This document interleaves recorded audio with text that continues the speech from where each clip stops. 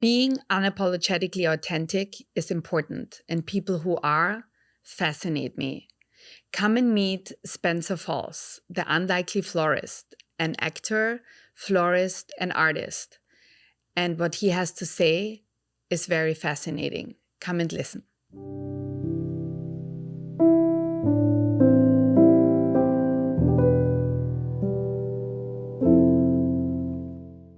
Spencer, thank you so much for coming, spending Pleasure. some time with me. So Of let's talk about Spencer Falls. Great. Let's. Why not? So Spencer, I met you not long time ago, but kind of like working together, being in the same neighborhood, we share kind of like a lot of things we have in common. We both create and design. I'm curious to know, how did it all started with you? I know you're from New Zealand. Maybe you take it there. Tell me how it was to grow up in New Zealand and what your first connections were to nature and to beauty and to art. Yeah, I mean, I think that I have to take it all the way back to my childhood to really like set the scene. Growing up in New Zealand was incredible. Nature is all around and is the ultimate, the ultimate. New Zealanders love nature. We all definitely live to explore and create and just more explore though, but enjoy the elements, surfing, snowboarding, mountain biking, all that kind of stuff is an absolute necessity for a New Zealander, and I'm no exception to that. I'm Austrian. We live by the same rules. Yeah, well, so it's mountains, right? It's exactly. mountains, and lakes, and there's nothing more majestic than nature. And so when you're completely surrounded by it and it's like almost like overbearing, like you can't get away from it, then you're constantly reminded about like what is out there. Yeah, about the beauty of it. Yeah, and I think we get a little like lost in our city lives and in our like, experiences in the city where we forget about it. Yeah. But you can't forget about it in New Zealand or Austria, apparently. Exactly. So nature was huge. I mean, I grew up on an apple orchard, so my family's like living really came from my dad cultivating the land and growing fruit, and there's an art in that, whether or not it's sort of commonly considered as such, an art in understanding how to cultivate the land and train the trees and being in the rhythms with the seasons. And so there's that, but then ultimately the creative really, I think, came from my mum, who is a fine art teacher and artist herself. And so between watching her create with anything she can get her hands on, whether it be, Tuesday night dinner or, in her studio working on oil paintings or stitching, letters that she got from a great grandfather onto a blanket that's like 12 by 15 feet, like there was nothing that was off the table for her to, manifest her creative energy into a tangible sort of reality. So between the two of those, I feel like it's only fitting that I've become a florist, someone who plays with nature as their medium to create a composition, a sculpture, a flower arrangement. I think, you just set the tone for our conversation, the nature as its biggest artist, surrounding us. If we look out in nature and we see what nature creates, it's the ultimate form of art. And you taking nature to a next level in your beautiful flower arrangements, which I enjoy. And, we are, we just had an exhibition where you showcased not only, your beautiful flower art, but also, art which was very much inspired by, plants, by flowers, by nature. And you called this exhibition Ikigai. And now, kind of like looping that in our conversations we had before, we talked a lot about Ikigai. And, Ikigai as the Japanese term for the reason of being. Basically meaning your discovering your talents, you're discovering your passions, and you turn them into skills and put it into service for others. And that was Very well said. that Seriously. was the name of your exhibition. And so maybe tell me a little bit more about your Ikigai. Yeah. I have like multiple kind of definitions for the way that I'm like living my life when I refer to Ikigai. Some of them being like tangible creations using the materials that, are around me, whether they be repurposing old materials that I find in this urban environment that we live in, but obviously more importantly or inspiringly, if that's a word or the right way to say it, natural elements. So yeah, the art show was called Ikigai, and the way that came about was interesting in its own right, because it wasn't the first name that I had for it, but definitely felt like the right name for the show by the time it kind of came to fruition.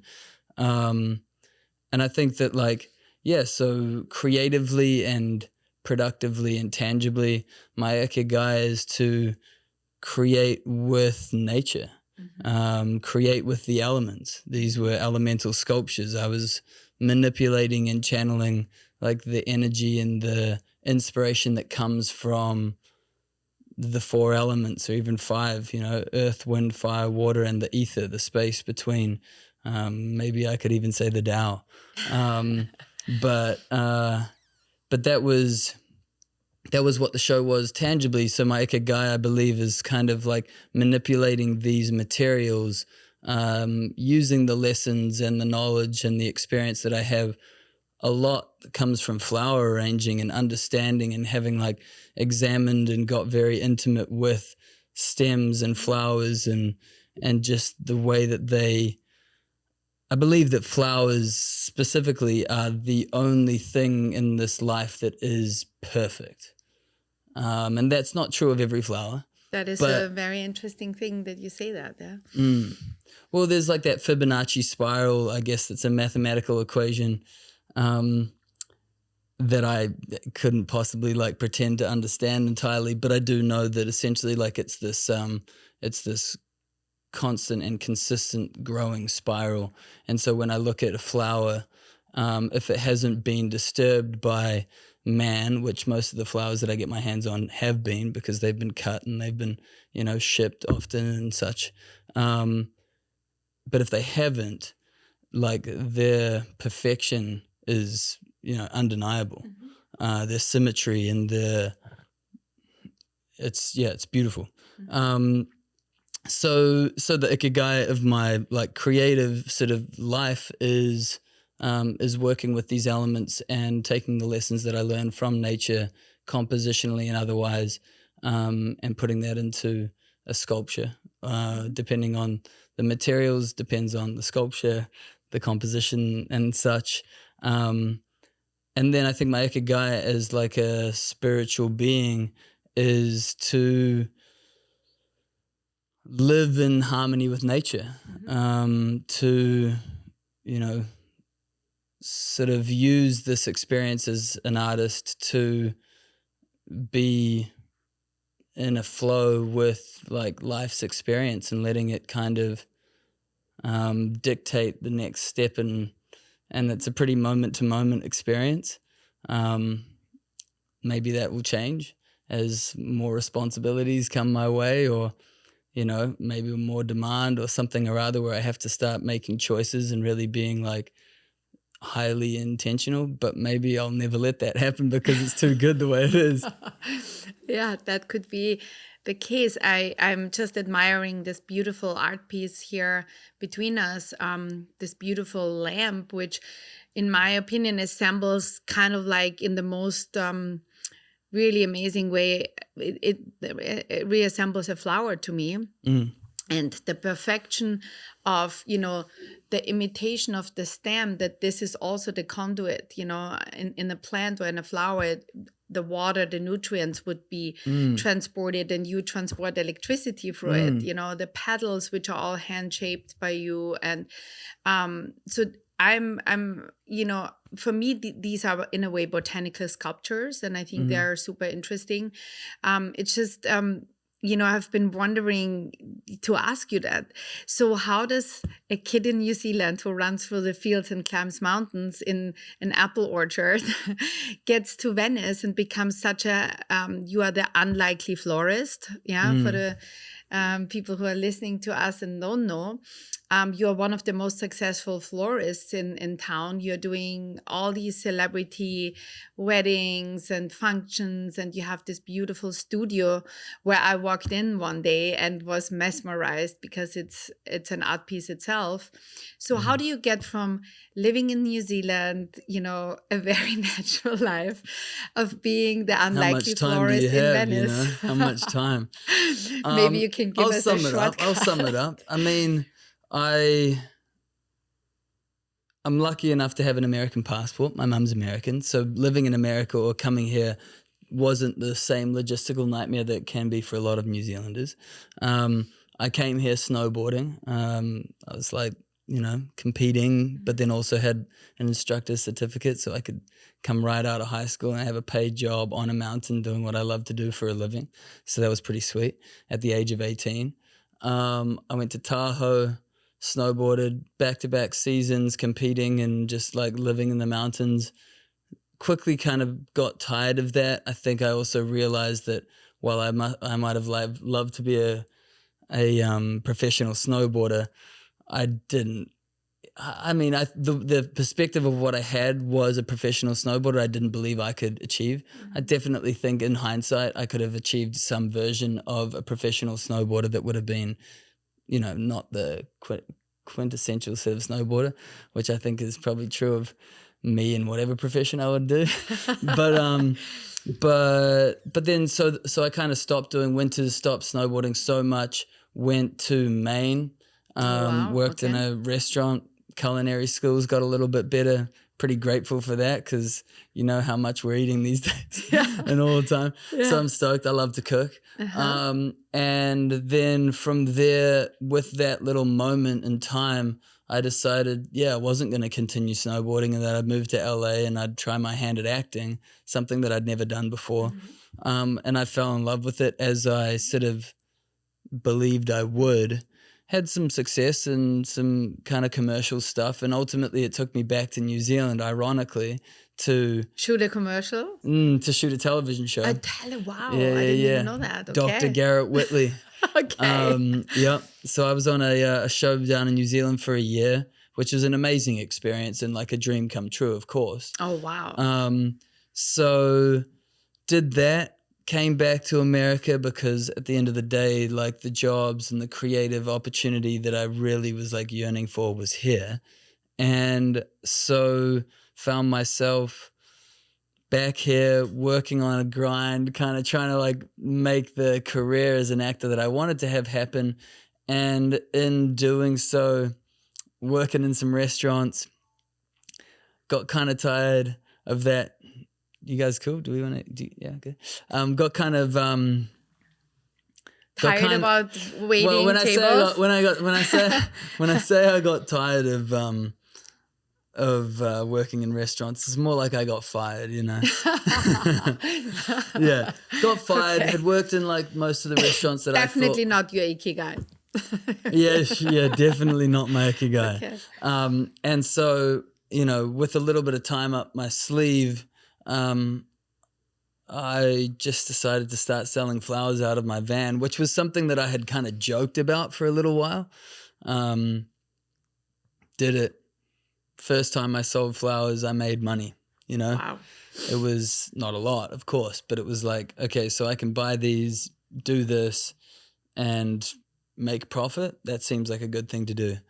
On a more creative kind of front, I also was...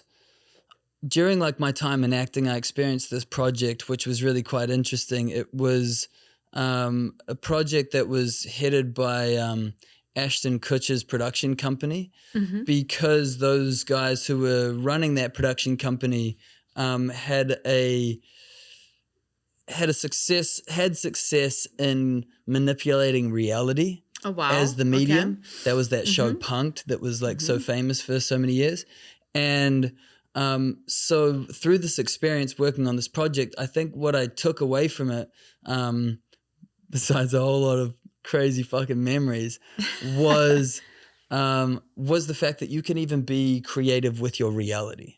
You know, that like you can manipulate your reality. Or shape it in a much more positive set way, no? Yeah, totally. Not You not can meaning to say it in any kind of exactly negative, but meaning to say that it, you know, it is to be, can be it is altered. malleable. It can be Yeah. altered by your choices and by your own kind of like I agree intention. with you. Yes.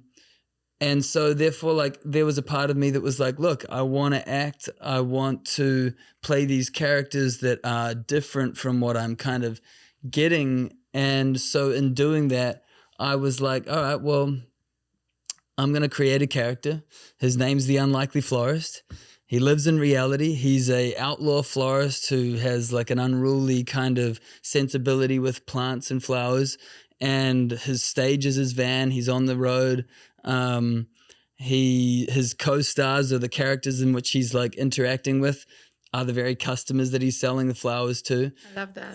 And so it became this kind of character that obviously at this point is almost a past tense, because I've almost assumed him as he's assumed me.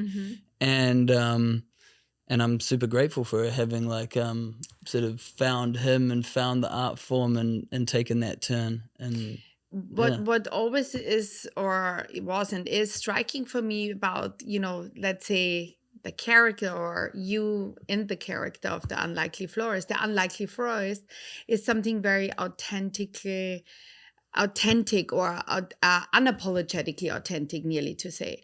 Because what I've experienced with you is that the way you are making your arrangements, the way you are making your art, is there is not much, you don't leave much room for, you know, interpretation.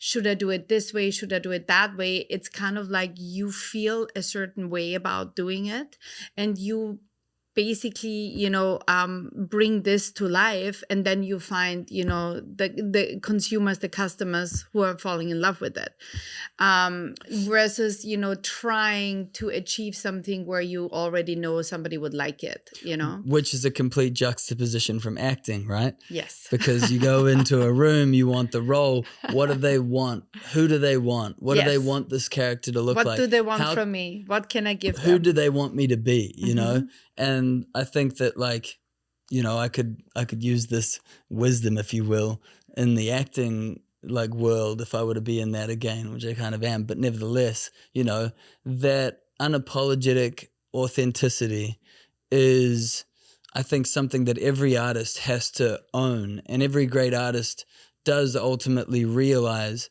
And I was super fortunate, I think, I appreciate that you feel that I am that way, by the way. But I think I was fortunate to find it, and it wasn't a conscious discovery. It was the fact that I was completely naive going into this craft of floristry. I had zero expectation or premeditation. And so I was doing everything based on a feeling. And if it didn't feel good to me, then it was probably me, you know, doing something that wasn't authentic to me. You Absolutely. know? And I didn't look at any other florist. I mean, I didn't even, like, for the longest time, I wasn't actually trying to be a florist. I just was literally selling flowers and playing this character. I was still supporting the acting career with floristry. And then it just got kind of tiring driving out to Glendale from Venice and, you know, going for a casting that might lead to a callback and another callback, and then maybe a producer's session, and then maybe a screen test, and then maybe you'd get paid to do your art, as opposed to driving up the coast to Malibu or something and someone saying, man, really appreciate what you've done here, love what you're doing, and like, here's the cash. Exactly. And And I'm it's a just happy like, person walking away with what you created. yeah. And I think there was also, I always struggled with the lack of tangibility in the craft of acting. You know, you spend this time sort of creating this character, or like digesting this material, the script, etc., and then you go in, or you jump on set, or whatever it may be, and you perform it, you drop, like, you put it in there, and you walk away, and you're just like, it's a funny thing. It's almost like you feel empty as opposed to feeling full. Yeah. Feeling full. And I think that it makes sense, you know, like you've let it out. So like you're relieved of the of like the piece of work, because you put it on the table, you've left it on set or on stage, and but I don't know. There's something I certainly think that I'm trying to find more, and I think that's a part of like these elemental works that I'm kind of like transitioning into, is manifesting pieces and creating pieces that are tangible in reality, that last even longer than the flower arrangements that first gave me that like great sense of accomplishment and achievement and satisfaction when realizing, saying I'm going to grab this and I'm going to grab that, and when I put them together I make something that is unique to the moment, and the materials, etc. That it's what is fascinating and interesting for me is that talking to people who come from the art world, the architectural, the design world, who have developed their own language, their own kind of like ikigai, their own reason of being. What I see with all of them, including now what you just told me, is that they all had to find their own way. They could not walk a path which already have been walked on. They had to carve their own path out and find their own niche, so to say, in this whole existence of art. Of in your case, you're kind of like dancing in this field between floristry and the art world, and you're going back and forth, dipping here, dipping there. I think what a lot of people, who are intrigued by the thought to find their own calling, I think what I would like to talk with you about the fact of bravery, the fact of, letting go of your fear, to go into the unknown, to learn to trust your own instinct, your own feeling, to walk a path which hasn't been walked, where you have to also take the responsibility of walking that path. Can we talk a little bit about how you found your way? What made you jump off the cliffs, the famous cliffs we have to jump off when we walk that path? I mean, you speak of it as a metaphor, but I think honestly, like, it's a great segue because it's quite literal for me. Like, I was jumping off cliffs on my snowboard, and my rationale, I'm not fucking kidding you, was like, is it going to kill me? And the answer was no. And so I would do it. I'd send it, and that I'm sure set me up for the fact that, like, when I come to Hollywood and I'm going to do some acting, I'm going to go into this room that I have no business being in, given the fact that I have zero experience as an actor. And, this is probably the best job in town for someone of my age to get. And I'm going to go in there and bomb, and like, then I'm going to be like, whoa, damn, what am I doing here, kind of thing. And then pick yourself up and do it all over again and over and over and over again. And then that becomes a muscle. I do think that, like, what you're talking about of, what was the question again? To find your own way, the bravery you must. Bravery, right. You bravery. must develop. Bravery is a muscle. Yeah. You just So it's not that you're born with bravery. I mean, look, I'm sure that there is some born bravery. I'm not here to be the guy who thinks that no one's born with bravery or to make such like a, statement. But I do believe that, I mean, honestly, it's true of everything in life, right? We're all born with our certain skill sets, but you can't out talent a work ethic. I think that's the right way to say that. Yeah, it's a beautiful way to say it. Yeah. Like, you can have a sort of ability to do something, but if you don't know how to harness it, and then you don't have the like bravery to keep going even through it. I mean, could you describe a situation where you were like really thinking about like maybe turning around and giving up? Yeah, and for saying, sure. I don't want to do this anymore. This is so frustrating. And yeah, this is not like rewarding. my daily experience. But no, but I was about to say, like, creating the water feature that is kind of like, the main centerpiece of the show of Ikigai. I mean, it was such a slog, like, I am so happy that it like worked out, which it was always going to work out. But it's the fact that like, you know, it takes being in the studio at 2:30 in the morning, like with these pieces like falling down and not balancing right and like, you know, looking terrible. And like you're going like, yeah, I'll do it in the morning.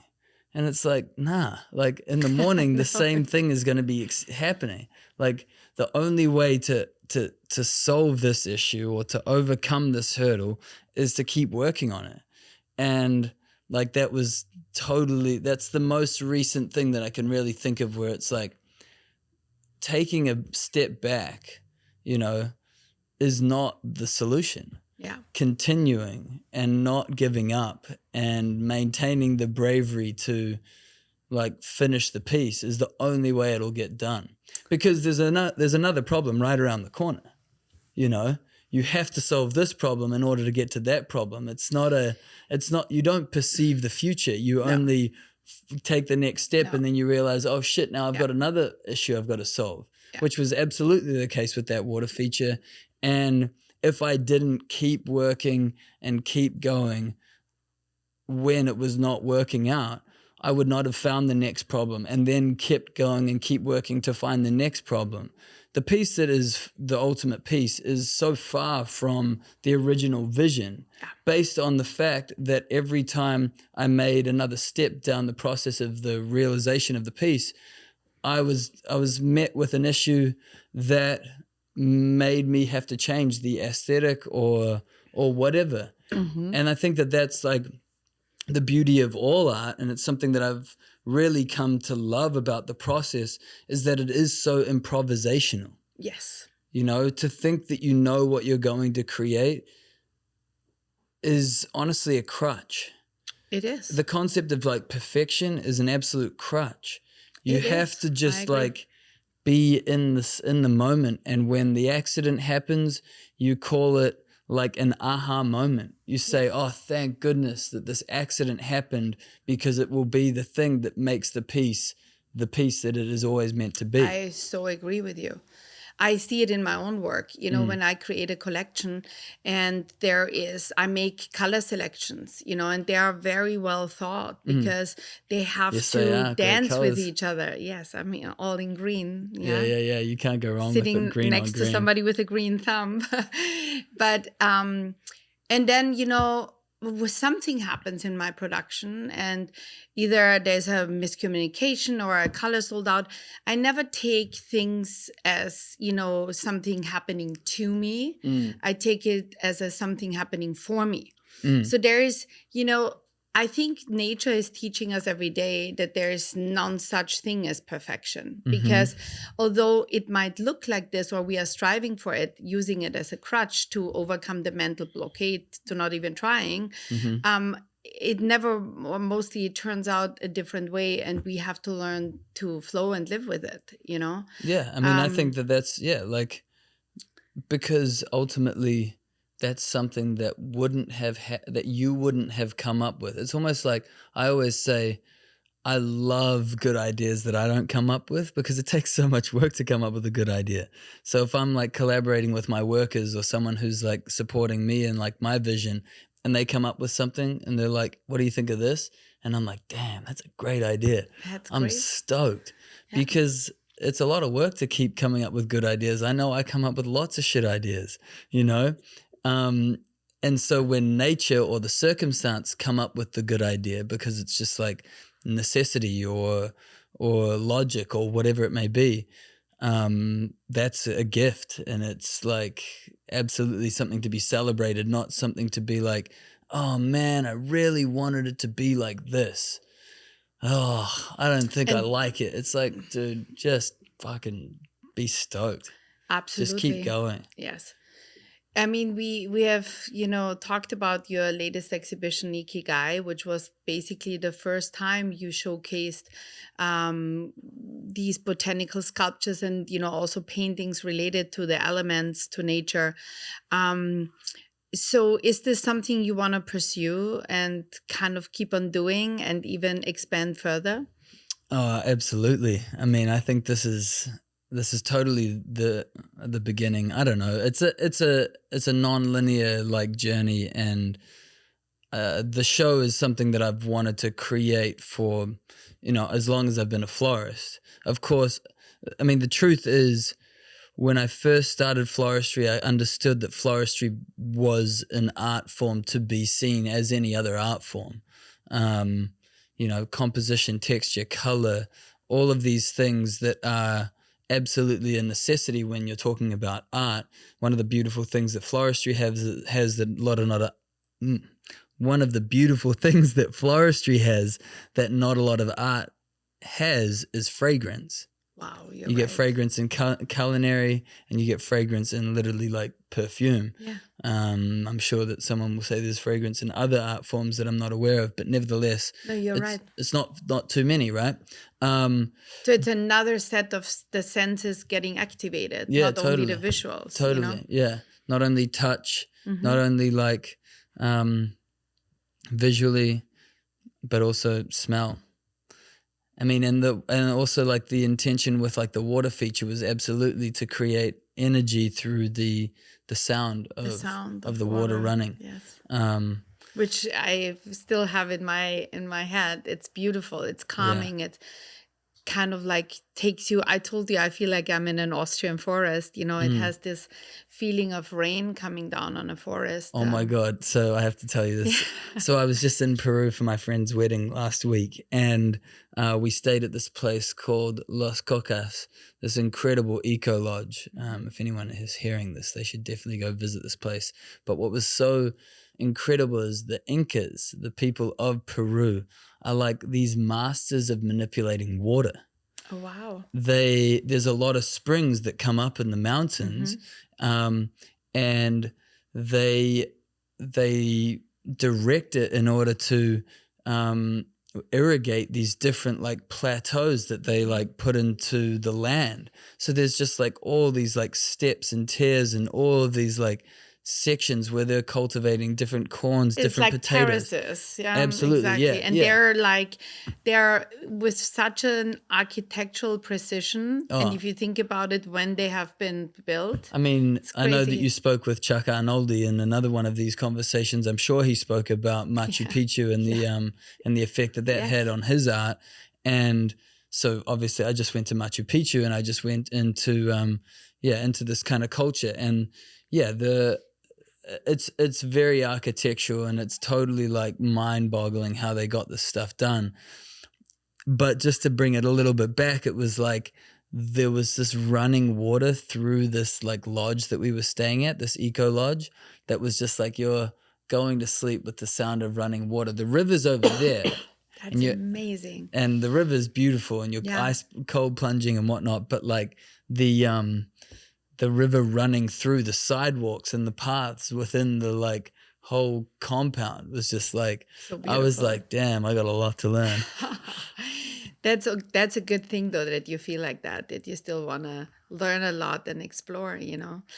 Because, a lot of people, once they find something they love, everything, else becomes kind of like indifferent, and they focus in a lot on that particular thing, and it becomes a little bit stagnant. What do you think about, the idea to always reinvent yourself, to explore new, things in your life, learn new things, play with things you might not be familiar with, make them your own?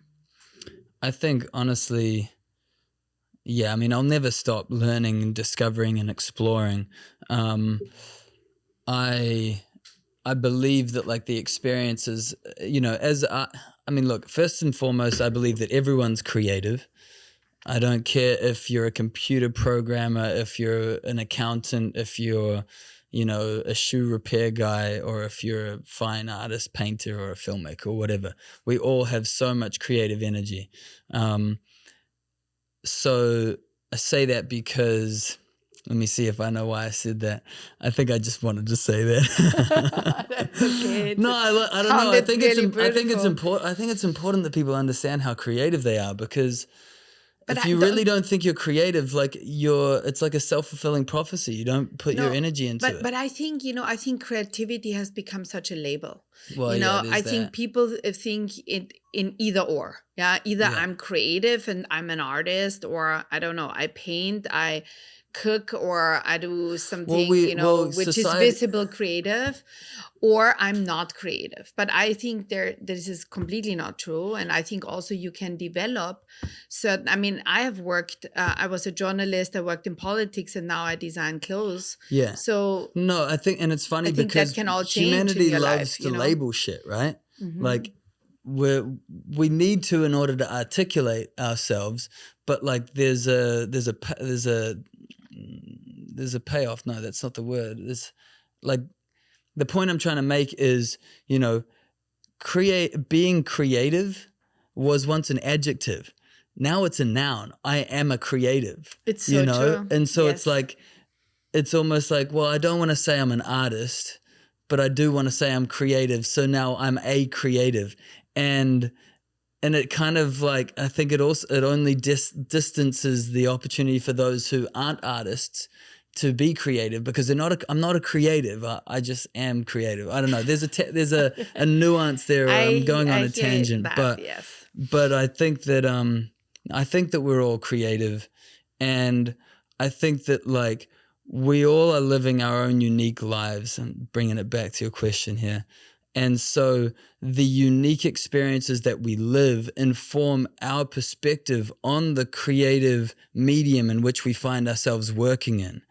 And if we can learn to use different mediums to a masterful degree, if we're lucky, or any kind of degree, and then we can blend those mediums, now we become this unique perspective, and we can create these unique creations that are only something that we could create based on the experience and the skills that we have come up with or learned through our unique journey. Yeah. And that was an idea that I really kind of working on this show and working on this exhibition of Ikigai was most definitely motivated a little bit by that, among other motivations, but by that concept. And that was something that I became like acutely aware of through a book written by Robert Greene named Mastery. And it's this amazing sort of dissection of demystifying the genius of all of these like prolific artists and just people of ancient history, whether it be Michelangelo or Darwin or any of these kind of people.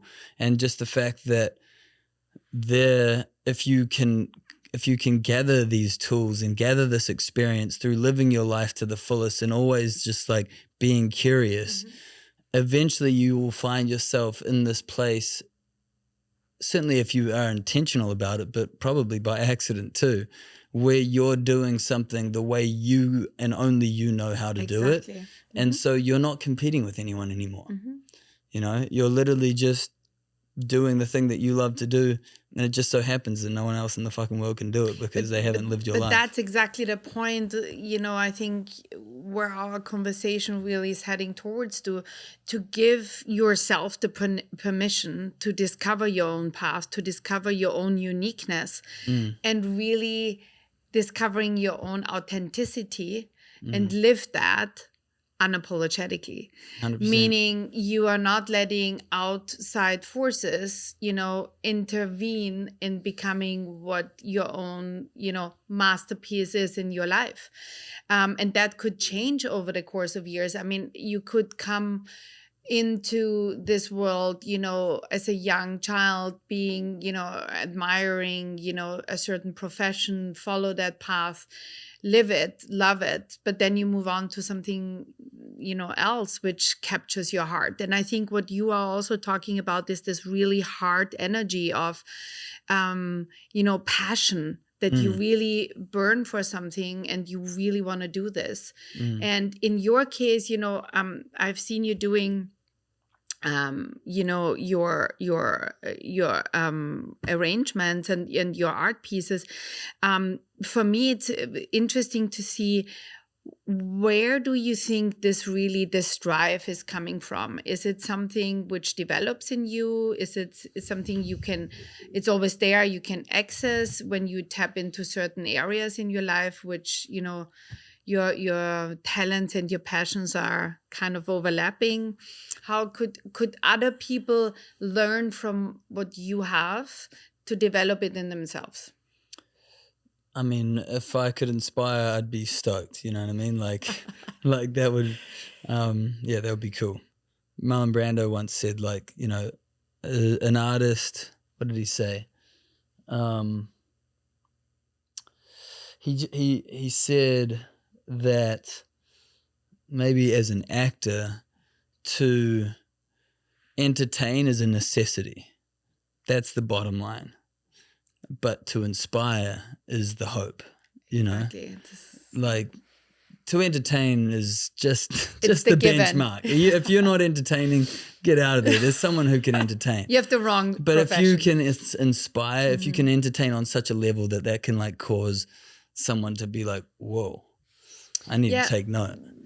I love it'd be nice that. to inspire. I love that. I mean, you talked about your parents, who obviously are people who let you do your thing.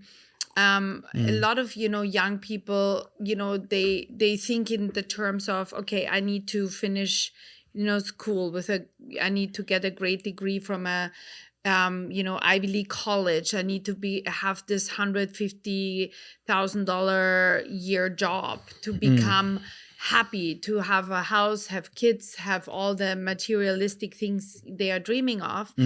And then sometimes, you talk with these people 20 years fast forward, and they just feel like very empty inside and not happy at all. A friend of mine said to me, the most unhappiest people he may ever met are the billionaire clients he has, he advises. So I mean, everything is a balance. Everything is a balance because, I mean, as an entrepreneur going through COVID, I was like, man, oh man, it would be lovely to be in a corporate job, just like doing what needed to be done. So how was that? How did you cope with COVID? And how did people order flowers for them being at home? And that was the main way it kind of went. Like, events fell off entirely.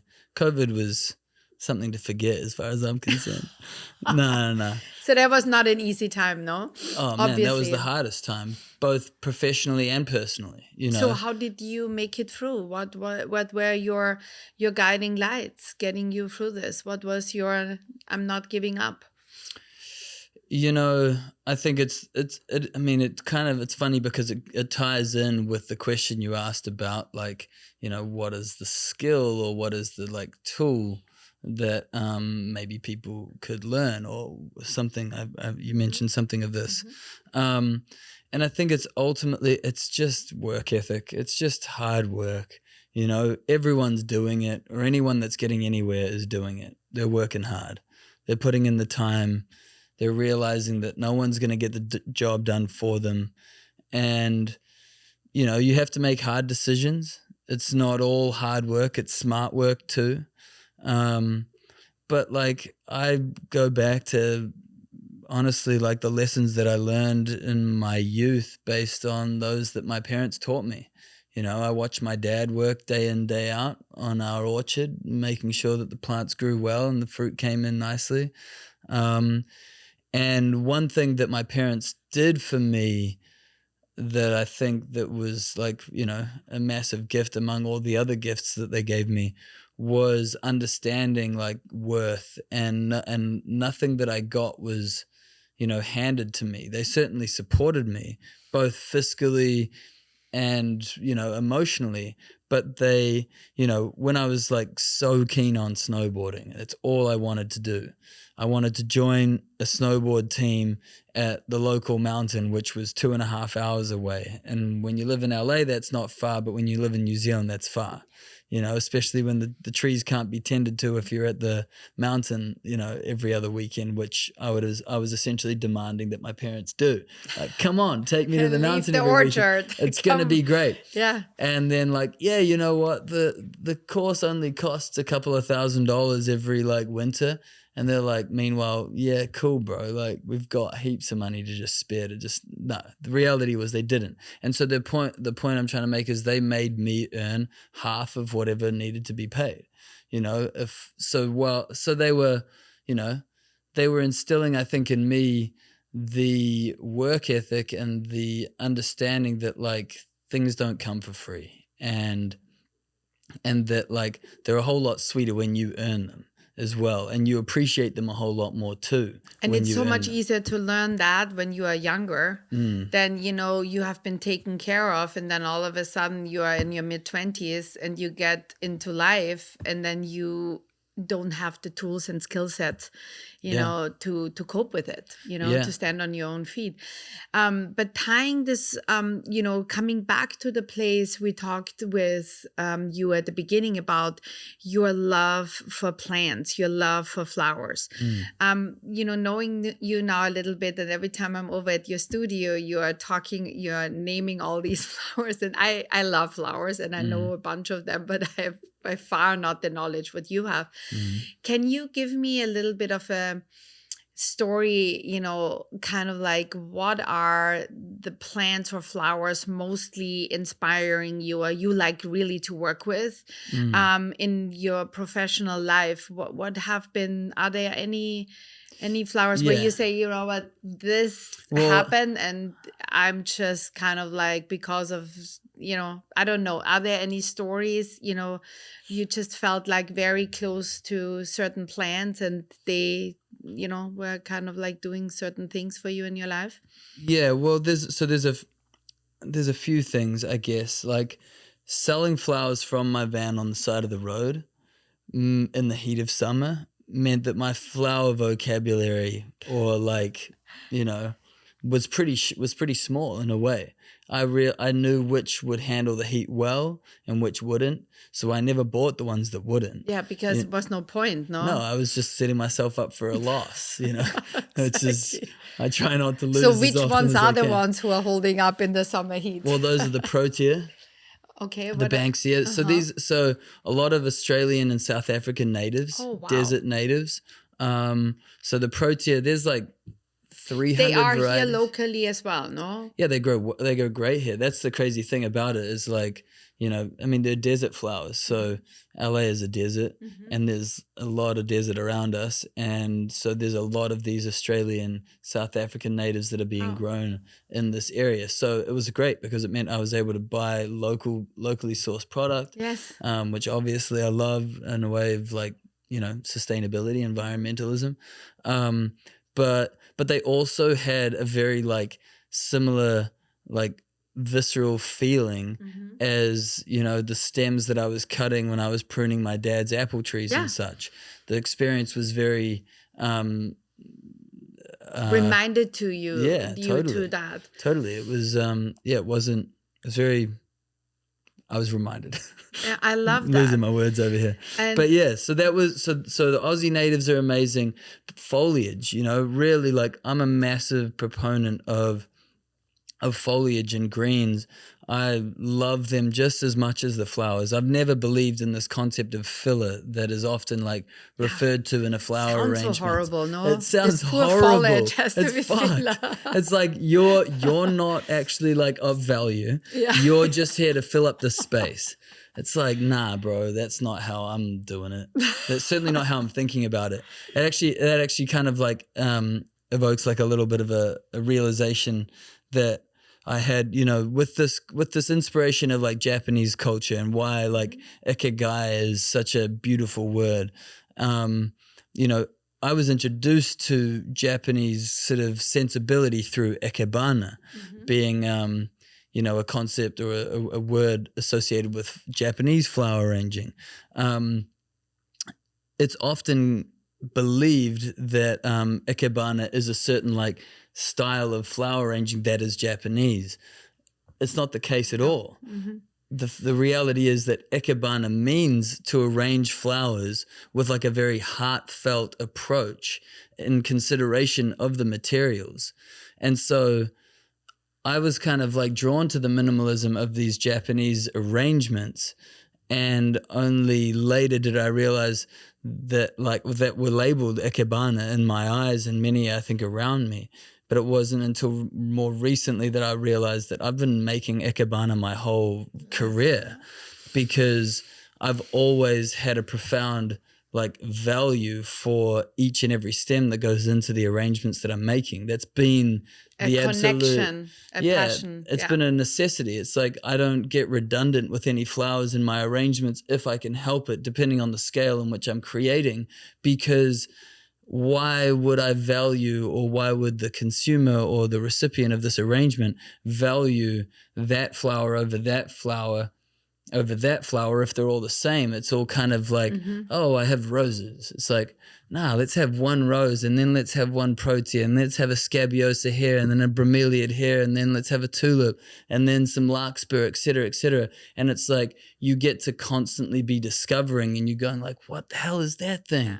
And like, wow, I love the way that the color is in this one. And it's this opportunity to, these are living things. These flowers are living. They may be cut, but they're still alive. They have vitality. That's where the color comes from. That's where the shape comes from.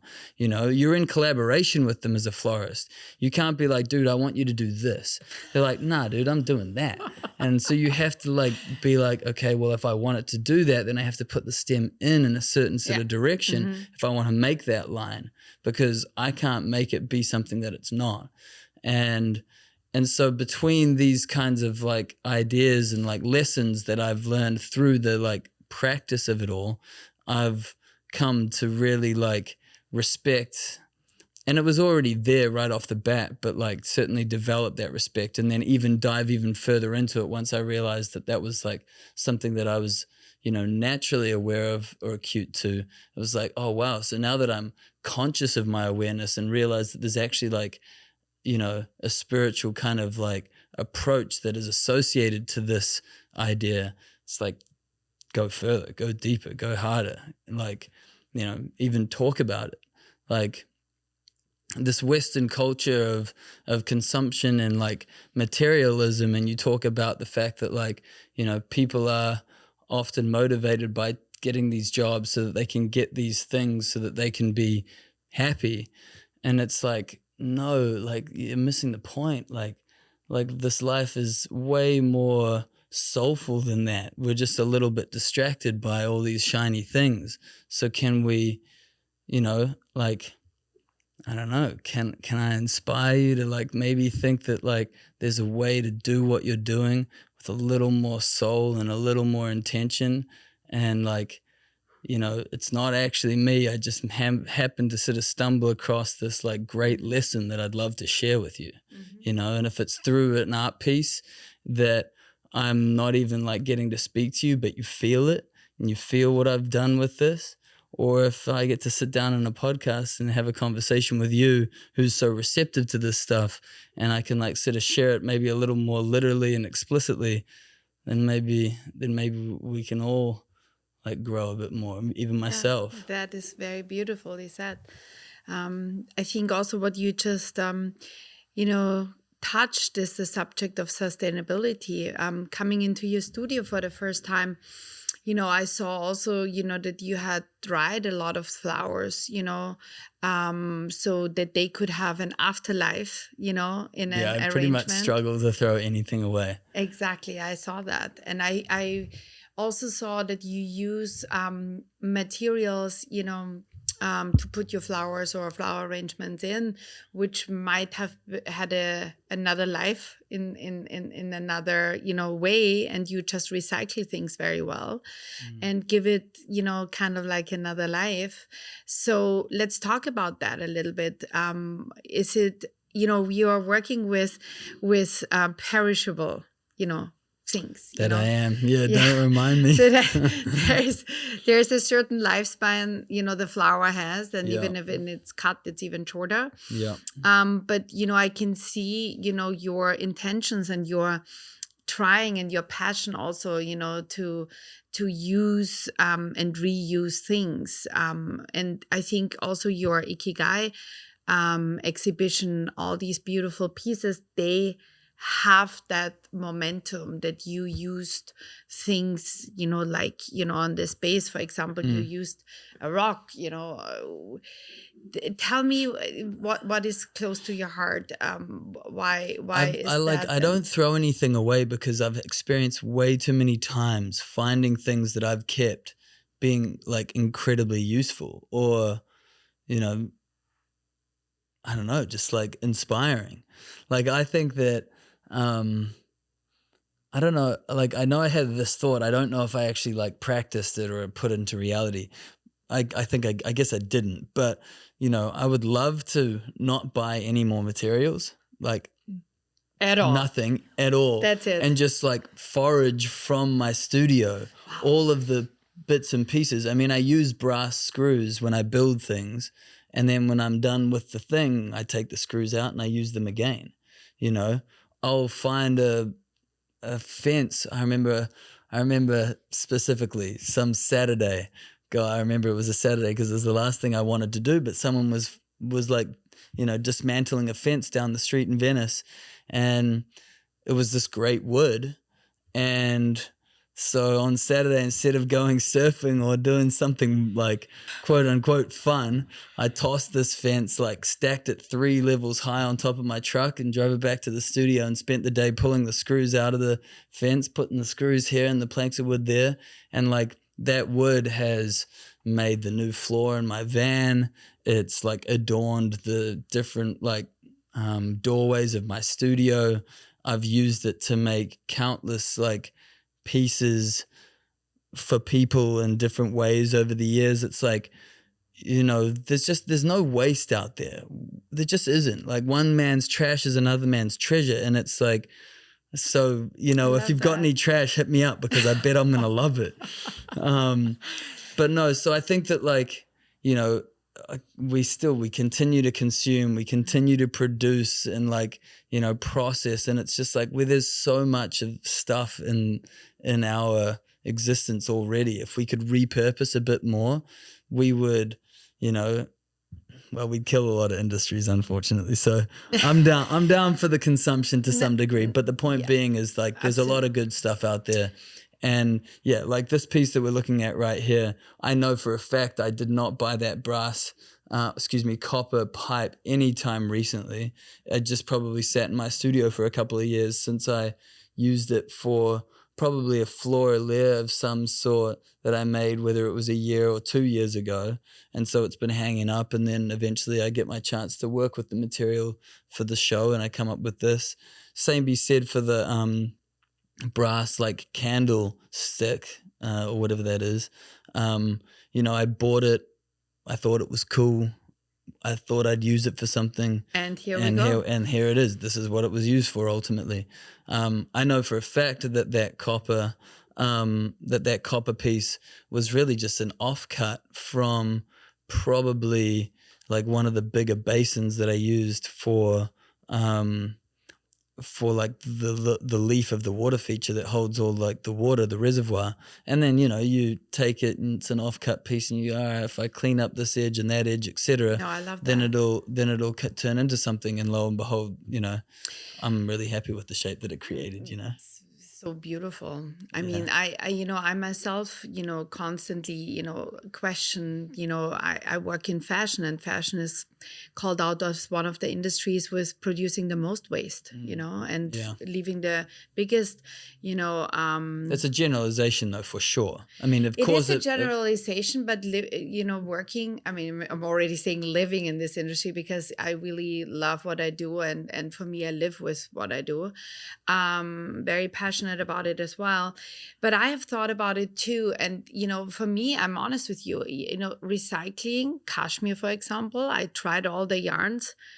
it doesn't do it for me. It's itchy. It feels worse than any wool. So I could not make a recycled cashmere sweater. Yeah. But for me to find my bridge, because I think we all need to find the bridge here and now, because we cannot continue as we all did in the 80s and 90s. Yeah. Where consume was everything and consumption was driving everything. I think to what you also said, in your flower arrangements, not put 100 roses in there, put one rose in there, put another tulip in there, let them each shine. And but that's why I say it's a generalization to say that that fashion is this is a massive waste, is because, if you're producing the right pieces with the right quality, which I believe you are, then like it's special to have a Beryl piece. That's and exactly. it's a part Thank of you your for saying that. No, and it's a part of your wardrobe that like you use on occasion, that feels right for it, and so you don't have to have a dozen 10 of them, those. although Yes. maybe you do. Yeah. I don't know. But you also and then Secretly, you maybe. don't and then you don't have to like wear them into the ground and toss them out. And I would say that to be true for like anything that you have in your closet. Instead of buying, fast fashion that is going to not age well, you buy quality materials created by quality goods and quality producers, and therefore like you don't buy a lot of clothes. That's the you hope. have and them. and also, what you said, that pieces can get handed down, they're in your possession Totally. now, then you reuse them. In my Give them to your vision, kids when you buy and say you can work for your own one that you wanted brand new. Exactly. It's kind of like that you can wear a piece which maybe has been worn by your mom or, by your sister, and is handed down to you. Heirloom pieces, heritage pieces. And I think, we all have to find within our own, creation a way how to make it more sustainable, and closing the circle now, what we talked about, that you have really found your own way of living, all your creativity, your talents, your passions, and you combine them now, like you have a toolbox and you combine the tools into different tool sets. What is one thing for you where you say, this is, I'm unapologetically authentic about, or I'm absolutely, there is, this has to be this way for me and I cannot bend to the left or to the right? I will say I'm a bendy guy. I will say that there's nothing. Like I'm unapologetically authentic in everything that I do. Okay. So I will it's a mouthful, right? I know, it's a Man, mouthful. oh man. I will unapologetically be myself always. Okay. But that self is always changing. I love that. My perception of things, who I am, is always changing. And if someone can teach me something that will make me a better man or help me grow into a better artist, I will shake their hand and thank them and say, I'm different now. That's beautiful. Thank you. Thank you. I wanted to thank you for our conversation. I think, we touched a lot of subjects, and, I always love to learn about the plants and the flowers and the art pieces you're imagining and still will be building. I can't wait, to do more of these exhibitions with you, because I think they're really beautiful. And we're going to share also then, links so for people to see what you have to offer. Thank you so much for coming over to the Beryll headquarters to talk. Thank you for having me.